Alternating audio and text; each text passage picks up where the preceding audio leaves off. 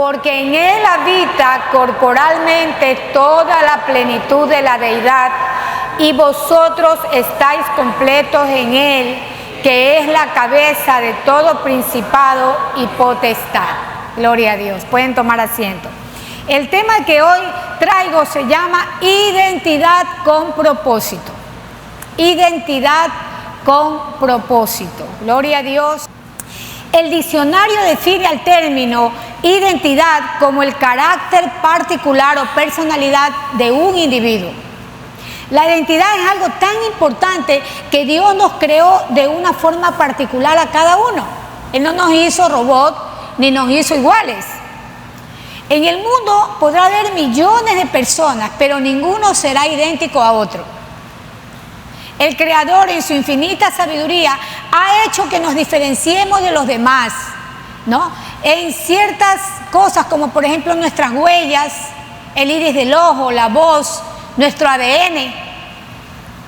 La identidad es un conjunto de características que son propias de una persona y que permite diferenciarnos. En los últimos tiempos esta palabra ha tomado gran relevancia, debido a que el ser humano ha estado confrontando, ¿verdad?, que lo que los psicólogos llaman crisis de identidad.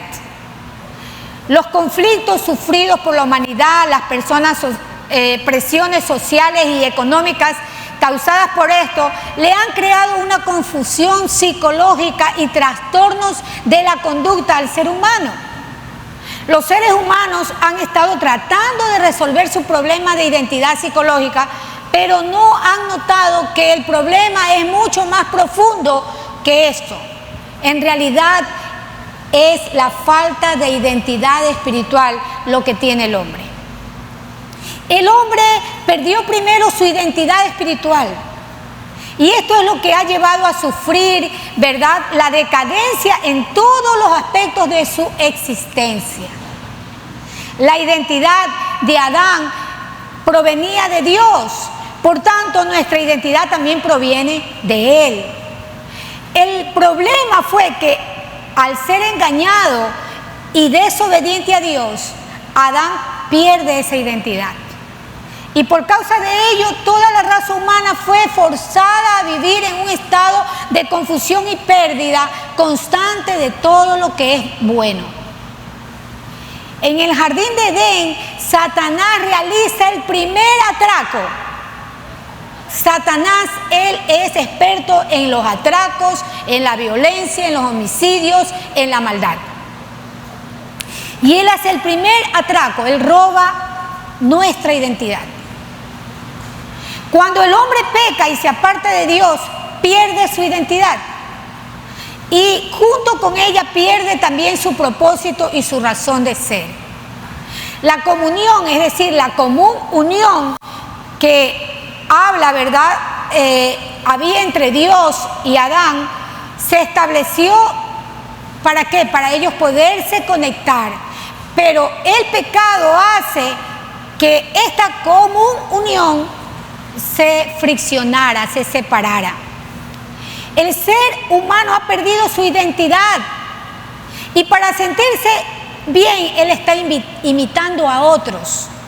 Quiere crear en su mente lo que le gustaría, es porque no sabe quién es. Cuando no conoce cuál es el propósito para el que fue creado, ¿no?, él entonces no va a saber su destino glorioso a que él tendría derecho. Si reconoce a Jesucristo como su Señor y Salvador, va a ser imposible que él pueda saber esto. ¿Por qué? Porque él va a vivir ¿tras de qué? Tras de modelos equivocados. Va a querer imitar personajes famosos, cantantes famosos, pero esa no es la condición que debe de tener el hombre. Esto fue parte de lo que Satanás ofreció a Jesús y que él rechazó. Usted puede hacerse las siguientes preguntas. ¿Quién soy? ¿Por qué soy como soy? ¿A quién me parezco? ¿De dónde vengo? ¿Hacia dónde voy? Pero estas interrogantes tendrán respuesta en quien nos dio su identidad en el principio. ¿Cuál es? Nuestro Dios, el Creador, nuestro Padre Celestial. Entonces nosotros nos encontramos ante una pregunta: ¿quiénes somos? Entonces, conocer nuestra identidad es una de las cosas más valiosas e importantes del ser humano. Cuando no sabemos quiénes somos, no podemos saber hacia dónde vamos. Como cristianos nacidos de nuevo por la fe en Jesucristo, tenemos una nueva identidad. Conociendo esta, también vamos a saber nuestro propósito para el que fuimos creados y cuál es el destino que Dios preparó de antemano para nosotros. El enemigo sabe muy bien la importancia de saber quiénes somos. Por esto ha venido Jesucristo, ¿verdad? Ha venido Jesucristo para hacernos saber quiénes somos. Pero para el enemigo Él está desmoronando, triturando, rompiendo nuestra identidad. Pues de esta manera nos incapacita para poder saber y poder cumplir el propósito que Dios tiene para nosotros. Esta es una de las maneras de entorpecer la obra de Dios en la tierra. Para este fin Él hace uso de la mentira, del engaño y de la falsedad. Nosotros vemos en Génesis 3, versículos del 3 al 5, nosotros vemos que Satanás engaña a Eva distorsionando su identidad. Y ahí nosotros vemos: pero del fruto del árbol que está en medio del huerto, dijo Dios, no comerán de él ni lo tocarán para que no mueran. Entonces la serpiente dijo a la mujer: no morirán, sino que sabe Dios que el día que coman de él serán abiertos sus ojos y serán como Dios, sabiendo el bien y el mal. Si Eva hubiera entendido quién era, para qué fue creada, ¿no?, y cuál era su destino, jamás se hubiera dejado engañar por Satanás. Peor aún, hubiera entablado una conversación con él. Y nosotros vemos esas artimañas de que usa el enemigo. Y vamos a Mateo 4:2, porque él trató de hacer lo mismo con Jesús. Mateo 4:2, 3 dice: y después de haber ayunado 40 días y 40 noches, Jesús, ¿verdad?, tuvo hambre, y vino a él el tentador y le dijo: si eres hijo de Dios, di que estas piedras se conviertan en pan. Él respondió y dijo: escrito está, no solo de pan vivirá el hombre, sino de toda palabra que sale de la boca de Dios. La persona que está segura de su identidad y conoce bien su propósito y su destino, no se va a dejar engañar de Satanás. Y eso es lo que hizo Jesús. Él sabía quién era él. Hoy el maligno continúa engañando al pueblo de Dios en esta área de su vida, porque sabe que mientras menos seguros estemos de nuestra identidad, más seguro será nuestro fracaso. Y nuestro fracaso será la causa de no cumplir con la gran comisión, que es proclamar el Evangelio de Cristo en la tierra, como ahora tenemos nuestra temática: iglesia, id y hacer discípulos. ¿Por qué? Porque Dios cuenta con nosotros para este trabajo. Y este es el propósito de la iglesia de Jesucristo. Entonces, ¿quiénes somos? Pero ¿para qué fuimos creados? Eso lo revela Génesis 1, 26, 27. Al inicio, Génesis 1, 26, 27. Dice: entonces dijo Dios: hagamos al hombre a nuestra imagen, conforme a nuestra semejanza, y señoree en los peces del mar, en las aves de los cielos, en las bestias, en toda la tierra y en todo animal que se arrastra sobre la tierra. Y creó Dios al hombre a su imagen, a imagen de Dios lo creó, varón y hembra los creó, y los bendijo Dios y le dijo: fructificad y multiplicaos, llenad la tierra y sojuzgadla.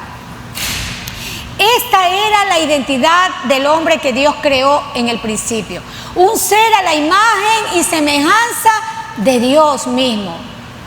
Un rey y señor de toda la tierra, así como Dios lo era del universo. Un ser creado para dar honra y gloria a Dios y en una perfecta comunión y unidad con Él. Esta era la identidad con que fuimos creados y el propósito glorioso que estábamos llamados a cumplir. Cuando nosotros vemos este pasaje, nosotros nos podemos establecer principios de nuestra identidad al ser creados. Y el primer principio es que fuimos creados según el modelo del Creador. Fuimos creados por Él, con esa personalidad, con esa intelectualidad. Pero también fuimos creados con un corazón conforme al de Él. Fuimos creados con cualidades morales, como el amor, la misericordia, la justicia, la santidad, la verdad. Pero también fuimos creados con un propósito. Dice, y señoreen en toda la tierra. Dios le encargó al hombre que fuera su representante en la tierra para gobernar y someter al resto de la creación. Dios nos hizo socios participantes en su gobierno. Señorear significa ejercer absoluta autoridad y control sobre algo. Gobernaríamos, señorearíamos sobre toda la tierra e impondría su autoridad sobre la naturaleza. Satanás sabía lo que le estaba entregando al hombre y él le dio envidia. Por eso buscó destruirlo. A él le dio envidia eso. Le estaba dando lo que tal vez él hubiera querido, de que él quería hacer algo importante. Pero también fuimos creados para continuar con la descendencia. Llenen la tierra y juzgarla. Dios creó al hombre para que llenara la tierra de otros seres semejantes a él, que iban a reproducirse, ¿verdad?, con esa misma identidad que Dios le dio.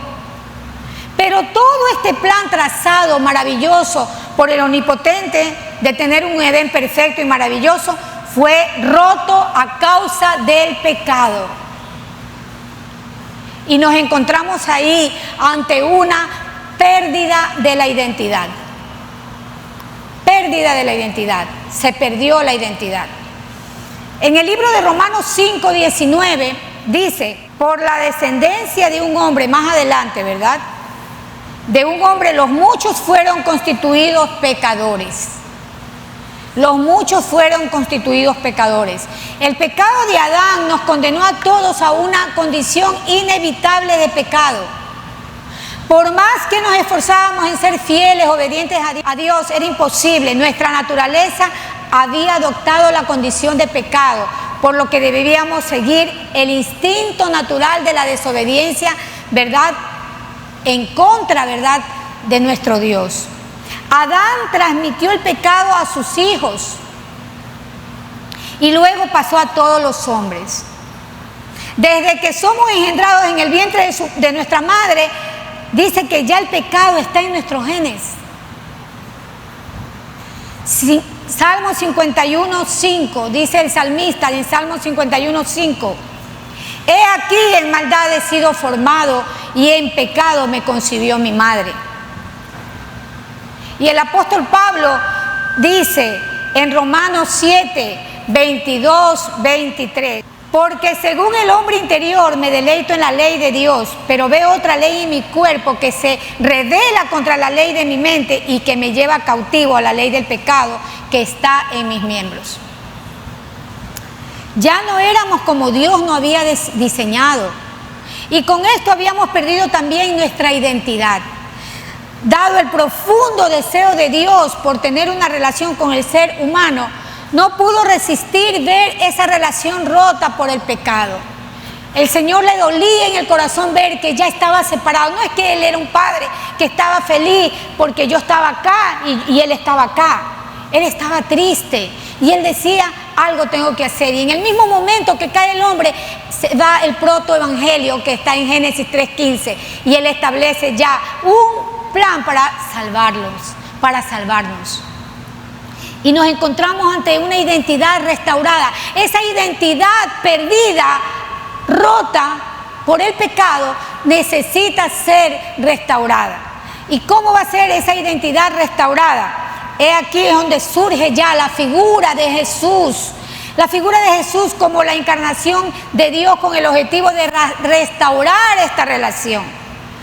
Desde el principio, en su infinita y eterna presciencia, Dios se había propuesto el plan para recuperar todas las cosas. y junto con ellas la identidad que se había perdido por el pecado. Qué bueno que es nuestro Dios. Por eso es que no podemos dejar de decir que Él es bueno. Dios es bueno. Diga, Dios es bueno. Gloria a Dios. Romanos 5:19. Romanos 5:19 dice: porque así como por la desobediencia de un hombre los muchos fueron constituidos pecadores, o sea Adán, así también por la obediencia de uno, o sea Jesús, los muchos serán constituidos justos. Gloria a Dios. Muchas personas y aún cristianos han limitado el sacrificio hecho por Jesús para darnos la salvación de nuestras almas, a fin de llevarnos a disfrutar de la gloria celestial. ¿Debido a qué? A que nuestras actitudes, acciones y palabras desdicen de esa presencia que tenemos en nuestras vidas, que es el Señor. A la luz de las Escrituras, el propósito general que Dios tuvo al enviar a su Hijo a sufrir tantos padecimientos no era solo darnos una visa de entrada al cielo, sino que su grandioso plan era que pudiéramos recuperar todo lo perdido por la cautividad del pecado. Absolutamente todo, incluyendo nuestra identidad. Él quería restaurarla. Él no podía soportar vernos rotos en nuestra identidad. ¡Qué tremenda bendición! Pero Dios es tan importante para Él es tan importante nuestro futuro en el que gozaremos de la gloria celestial, como nuestro presente, disfrutando de una vida abundante que Él dice que nos ofrece cada día. Desde la caída del ser humano en el Edén, el diablo ha estado ejecutando sus planes para que la vida del hombre sea miserable. Y el hombre no se da cuenta de eso. Juan 10:10. Juan 10:10 dice: el enemigo vino solo para robar, para matar y para destruir. En cambio Jesús vino para darnos, dice, vida y vida en abundancia. Amén. Y esa vida que Jesús nos ofrece cuenta desde el momento en que decidimos apartarnos para Él, cuando nosotros aceptamos a Jesús en nuestro corazón como nuestro Salvador y nuestro Señor de nuestras vidas. ¿Hasta cuándo? Hasta que partamos a su presencia o hasta que Él venga por su iglesia, que Él viene pronto. Gloria a Dios. ¿Usted está seguro que si Él viene se va con Él? Amén. Esa es una pregunta que siempre les hago a mis hijos. Siempre lo hacía desde pequeñito. Cuando venga el Señor, ¿tú te vas con Él? Sí, mamá, yo me voy con Él. Gloria a Dios. Esa es la seguridad de cristianos. ¿Por qué? Porque hemos aceptado a Jesús como nuestro Señor y Salvador. Somos sellados con el Espíritu Santo de Dios como una propiedad exclusiva de Él. Y porque nuestros nombres son inscritos en el libro de la vida. Así que usted forma una lista y cuando se suena la trompeta, usted sale de donde sea que esté. Amén. Eso está por ocurrir en cualquier momento. Puede ser ya mismo, no lo sabemos, solo Él lo sabe. Entonces, si había una identidad que estaba, ¿verdad?, perdida, luego vemos una identidad ya restaurada, entonces ahora sí, mire cómo Dios va trabajando. Él no puede trabajar con una persona que está destruido y decir te voy a dar un propósito. No puede saltarse el de la restauración. O sea, no puede saltarse el que yo tenga que dejar de creer en Jesús. Él no puede saltarse porque dice que nosotros no podemos entender las cosas espirituales porque las vamos a entender a partir de un nuevo nacimiento con el Espíritu.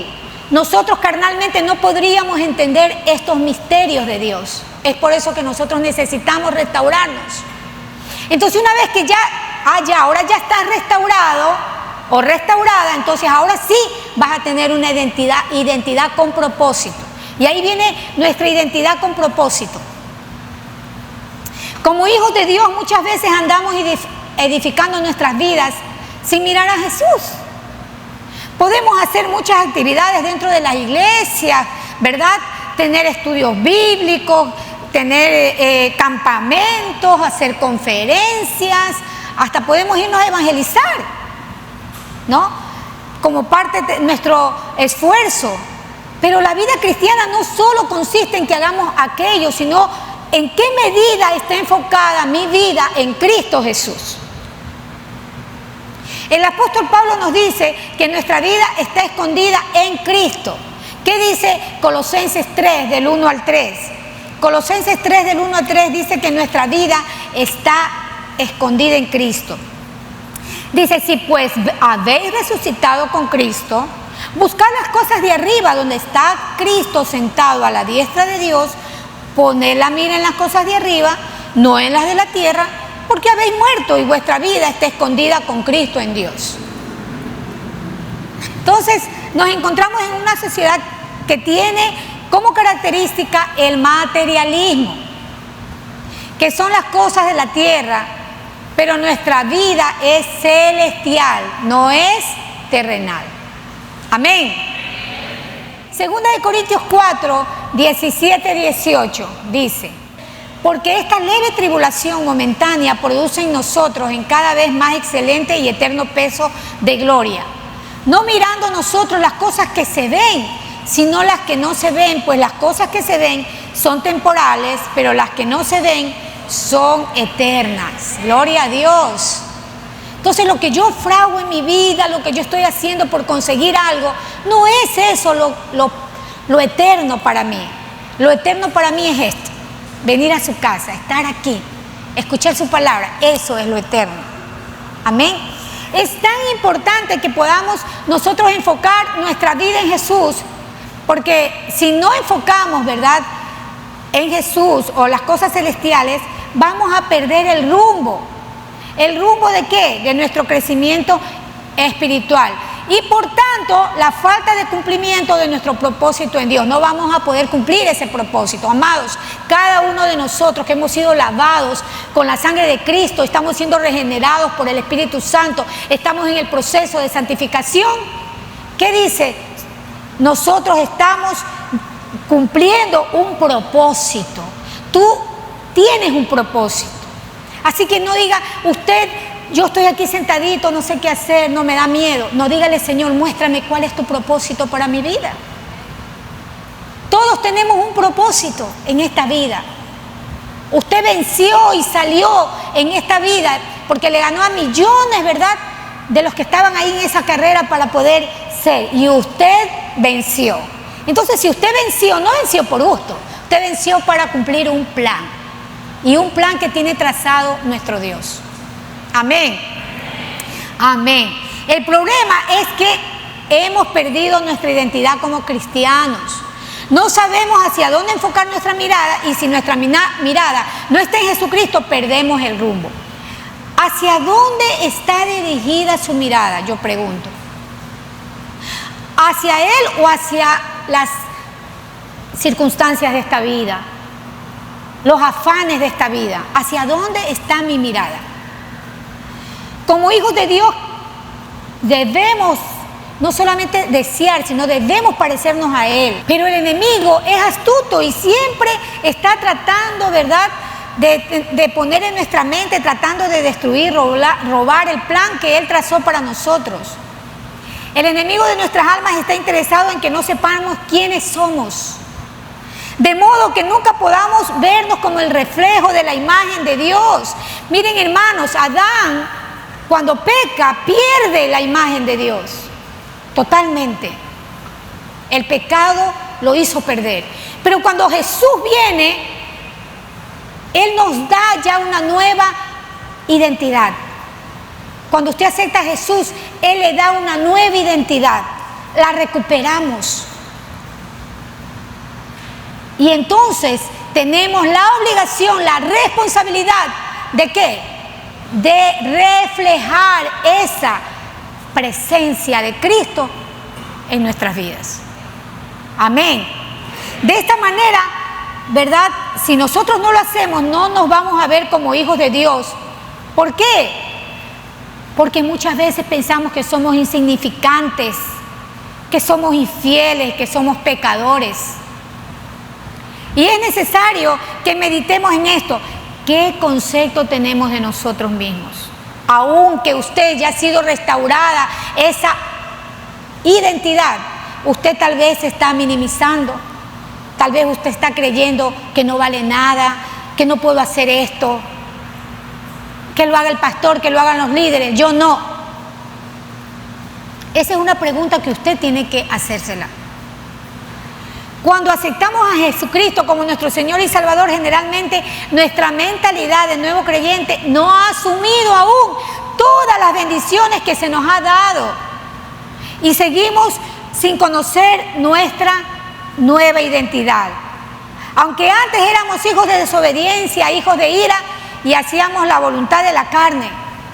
Y ahí nos encontramos en Efesios 2:13.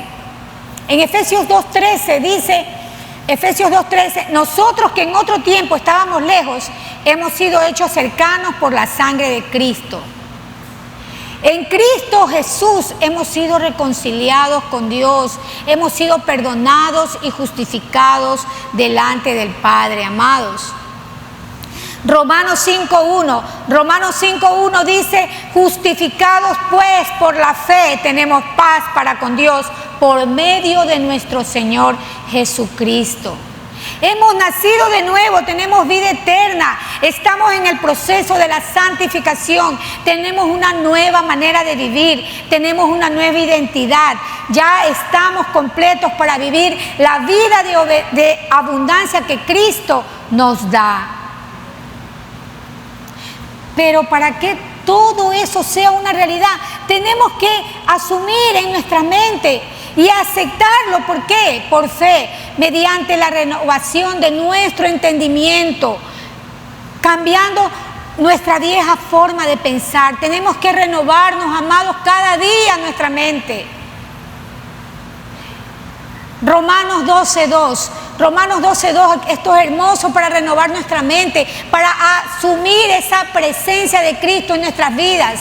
Dice, no os conforméis a este siglo, sino transformaos por medio de la renovación de vuestro entendimiento, para que comprobéis cuál es la buena voluntad de Dios, agradable y perfecta.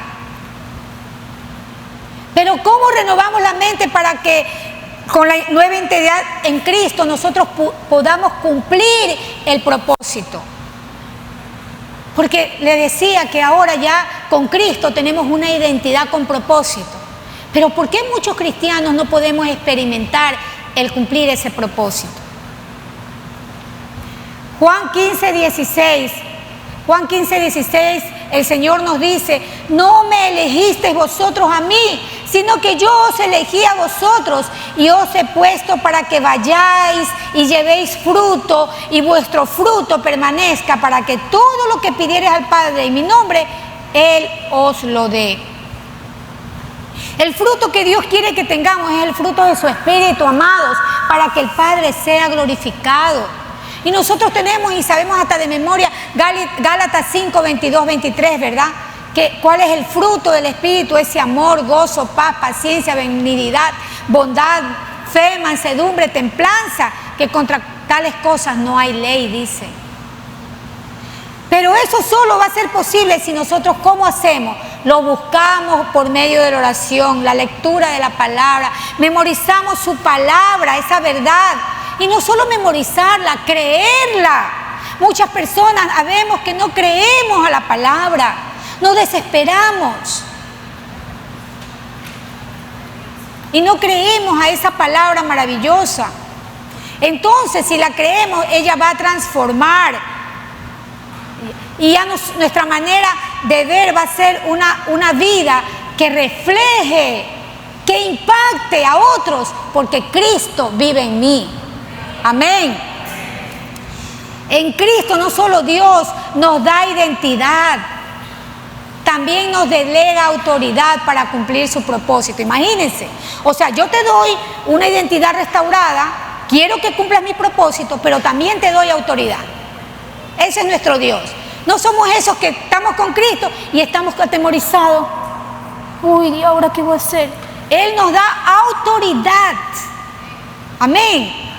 Y Lucas 10:19 dice, he aquí os doy potestad de hollar serpientes y escorpiones y sobre toda fuerza del enemigo y nada os dañará. Amén.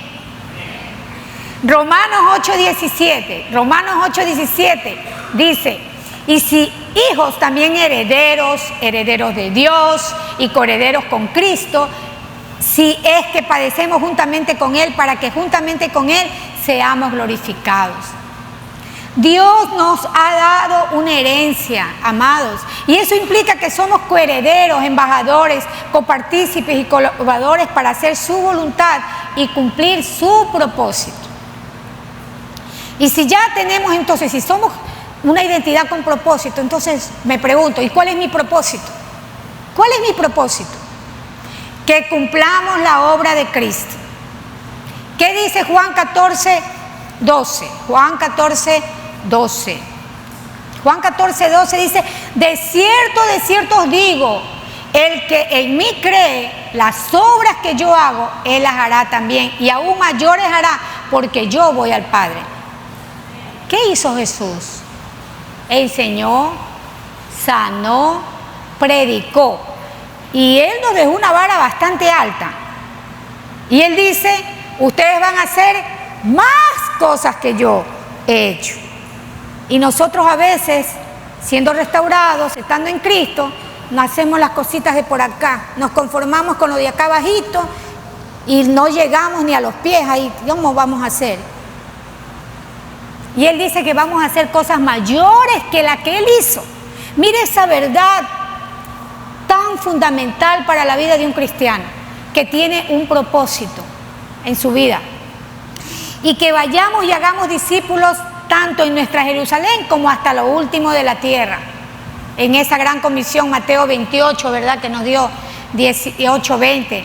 Jesucristo dijo que Él regresaría una vez que se haya predicado el Evangelio del reino en todo el mundo, como testimonio a todas las naciones. Así que cada generación, amados, tiene el privilegio, a través de los siglos ha tenido el privilegio y la responsabilidad de ser luz y sal en su familia, en la comunidad, en su nación, así como de bendecir a muchos a través de orar por ellos. Debemos alzar nuestros ojos y debemos ver dónde aún no ha llegado el Evangelio, dónde hay una persona que no le conoce. ¿Cuánta familia nuestra no conoce de Jesús? Y si no ha aceptado a Jesús y su nombre no está inscrito en el libro de la vida, cuando venga Jesús a ver su iglesia se va a quedar. ¿Y sabe cuántos juicios van a venir sobre la tierra? 21. 7 trompetas, 7 sellos y 7 copas. 21 juicios sobre la tierra. Nosotros tenemos que decirle a todo el mundo que no conoce de Él, por favor, arrepiéntete, ven al Señor, porque vienen juicios a la tierra. Porque dice la palabra de Dios que Él no va a dar por inocente al malvado. Nosotros vemos muchas injusticias hoy por hoy, gente que muere, niños que matan, que los mataron a esos niños de Israel. Yo he llorado viendo toda la felicidad de esa familia que en un momento fue destrozada. Y tal vez ahora decimos, ¿qué hay de eso? Pero no tengan en duda que Dios va a ver que van a venir ante la presencia de Él y van a dar cuenta de cada uno de sus actos. Solamente que Dios dice uno más para Cristo. Él dice que no retarda su promesa como algunos se burlan, sino que Él es, ¿qué es? Paciente. ¿Para qué? Para que todos procedan al arrepentimiento. Ese es su deseo. Cómo es de amoroso nuestro Dios. Que en medio de la inmundicia, de la violencia, su gracia está sobreabundando para que vengan a ese tiempo de Dios. Primera de Pedro 2:9 nos da una hermosa realidad. Primera de Pedro 2:9 dice: mas vosotros sois linaje escogido, real sacerdocio, nación santa, pueblo adquirido por Dios, para que anunciéis las virtudes de aquel que os llamó de las tinieblas a su luz admirable. Nuevamente aquí nos recuerdan nuestra identidad para reafirmar el propósito. Anunciar al mundo y compartir de Él, ese es nuestro propósito. Tenemos que hacer la tarea que Él nos dejó, que Él nos encomendó. No importa qué hagamos, es decir, si nosotros estudiamos, trabajamos, si estamos en la iglesia, si estamos en un taller, si estamos en la oficina, si estamos en la universidad, si estamos cuidando niños, si cuidamos a un anciano, si vendemos zapatos, si vendemos ropa, no importa dónde estemos. Si estoy en mi casa, estamos llamados a cumplir la gran comisión que nos dejó Jesús. Cuando yo voy a mi trabajo, siempre le digo: úsame como instrumento para alguien que tal vez necesite una palabra de consuelo, tal vez necesite saber de ti. Siempre le pido eso, y usted debe pedirle así, porque tenemos una identidad y tenemos un propósito que cumplir. Gálatas 2:20 dice: con Cristo estoy juntamente crucificado, y ya no vivo yo, mas vive Cristo en mí, y lo que ahora vivo en la carne lo vivo en la fe del Hijo de Dios, el cual me amó y se entregó a sí mismo por mí. Cuando entiendo que soy apartado para reflejar y hablar a otros de Él, entonces mi vida se verá transformada. La manera en que me relaciono con mi familia, amigos, jefes, autoridades, será reflejando lo que yo soy en Cristo, porque soy real sacerdocio. Entonces, si yo soy un sacerdote, estoy llamada a interceder por mi familia, por mi país, por mis padres, por mis hermanos, por mi esposo, por mis amigos, por la familia de Dios, por el pastor, por mis hermanos en Cristo, para que sigan creciendo y sean edificados en Cristo y Dios cumpla su propósito en cada uno de ellos. Oraré por gente que no conoce al Señor en mi país y en todo el mundo. Entenderé que Dios me bendice para ser de bendición, que Él me transforma para transformar mi alrededor y la gente de mi generación. Pero muchas veces, amados, da tristeza, porque a veces vemos cristianos que parecen muertos en vida y no evidenciamos que Él, su plenitud, tiene que estar llenándolo todo para nosotros ser diferentes en un mundo que se pierde en los delitos y en los pecados. Pero a veces no ocurre eso, a veces nos unimos con ellos para chismosear, para hablar y no ser, que ellos nos vean diferentes a ellos, porque somos diferentes. Tenemos ya una identidad restaurada, no está perdida, ya está restaurada en Cristo Jesús. Amén. En Cristo tengo vida y vida en abundancia. Identidad es quien soy. Autoridad, lo que Él me da. Y propósito, lo que me toca hacer. Amén. Entonces, identidad es quién soy. Ya ustedes saben quiénes somos. Autoridad, la que Él me da. Y propósito, lo que me toca hacer. Pero ¿sobre qué descansa mi identidad? No podemos experimentar en nuestra vida una identidad con propósito a pesar de tener a Jesús como nuestro Señor y Salvador. ¿Sabe por qué? Porque estamos todavía jugueteando con el pecado. Nos reímos con Él, nos habituamos, nos conformamos. Jesús ya nos ha liberado de ese pecado. Continuar identificándonos con el pecado después de haber puesto toda nuestra confianza en Jesucristo es decir una mentira acerca de Jesucristo. Afirmamos que Él no nos ha rescatado de nuestro pecado. Luego continuamos revolcándonos en el lodo de donde Él nos sacó. Pisoteamos la sangre de Cristo. Cuando nosotros nos olvidamos de quiénes somos y no descansamos en Jesucristo, pisoteamos su sangre. El mundo sabe que hemos anunciado transformación en el nombre de Cristo. Así que, amados, su reputación cuando usted actúa así está en juego. Cuando nos aferramos a la vida vieja en lugar de caminar en la nueva con Jesús. En Cristo las cadenas del pecado ya no nos atan más.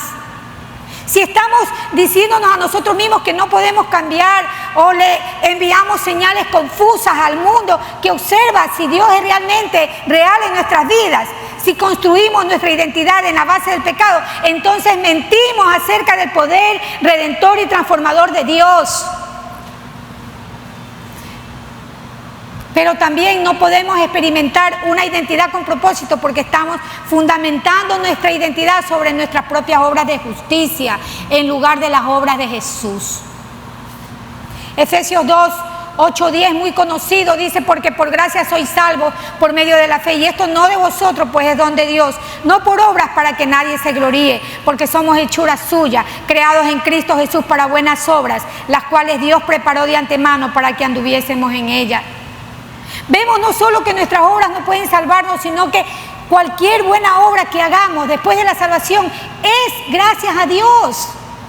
Él lo hizo, no nosotros. Nosotros no hacemos nada. Como a veces dice el pastor, somos solamente siervos inútiles que hemos hecho lo que Él nos ha mandado a hacer. Nada bueno en nosotros proviene de nosotros mismos, amados. De hecho, Isaías dice que incluso nuestras obras más justas son como trapo de inmundicia comparada a la justicia de Dios. Isaías 64, 6. Si bien todos nosotros somos como suciedad y todas nuestras justicias como trapo de inmundicia, y caímos todos nosotros como la hoja y nuestras maldades nos llevaron como viento. Todo, amados, es por su gracia. Así que nuestra identidad no tendrá propósito sobre la base de nuestra propia justicia. Es muy peligroso en realidad. Se derrumbará y caerá. Nuestro modelo a seguir debe ser Jesucristo. Él es nuestra base para tener una identidad con propósito, para cumplir con el propósito. Colosenses 1:15 dice: Él es la imagen del Dios invisible. Él es la imagen del Dios invisible. O sea que tengo al Dios mismo en mí morando. Solo llegaremos a estar plenos y satisfechos cuando encontremos nuestra verdadera identidad. La identidad de hijos de Dios, miembros de una nación santa. Usted debe considerarse de un pueblo escogido, herederos de las grandezas de Dios, reyes y sacerdotes que son más que vencedores en Cristo Jesús. Por eso es que aunque vengan problemas a nuestra vida, tenemos que decir: Padre, tú me has dado una herencia y yo de esa herencia no me aflojo. Amén. Tú me has dado un sacerdocio y yo de ese sacerdocio no me aflojo, Señor. Yo estoy atado con uñas, con dientes, me ato a ti, Señor. Nada quiero fuera de ti. Esa debe ser nuestra oración, amados. Concluyendo, en Cristo Jesús, ya aplicando, hemos restablecido nuestra identidad. Somos nuevas criaturas justificadas, libres y llenas del poder del Espíritu Santo. ¿Para qué? Para cumplir la obra que Él nos ha encomendado. Solo los que saben quiénes son vamos a poder cumplir con su propósito en la vida. En Cristo todas las cosas, amados, son restauradas. Usted no tema si antes hizo algo, tal vez, si usted no ha podido experimentar todavía el aceptar a Jesús, el haber conocido a Jesús. No se preocupe de su vida pasada. Él dice: hijo, yo estoy aquí, como el padre, ¿verdad?, del hijo pródigo. Lo esperó y lo esperó. Él malgastó todo su dinero. Él hizo cosas atroces hasta que se quedó limpio, sin un centavo. Pero ahí estaba el padre esperándolo con sus manos para recibir a ese hijo que lo dejó. Y hoy el padre te dice: yo te estoy recibiendo. Yo quiero recibirte, hijo. Tal vez hasta ahora has andado en las obras que tú has considerado justas, pero yo estoy aquí para decirte que quiero restaurar tu identidad. En Cristo todas las cosas son restauradas. Solo en Él podemos recuperar nuestra identidad perdida. Es decir, pasamos de tener una identidad perdida, rota, sin propósito, a una identidad con propósito por medio de Jesús. Bajo esta premisa, amados, la Biblia establece claramente quiénes somos, lo que tenemos y lo que podemos.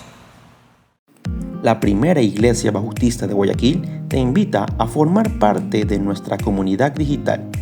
Suscríbete a nuestro canal de YouTube y síguenos en nuestras redes sociales, donde encontrarás una variedad de contenido audiovisual, el cual será de gran impacto para tu vida espiritual.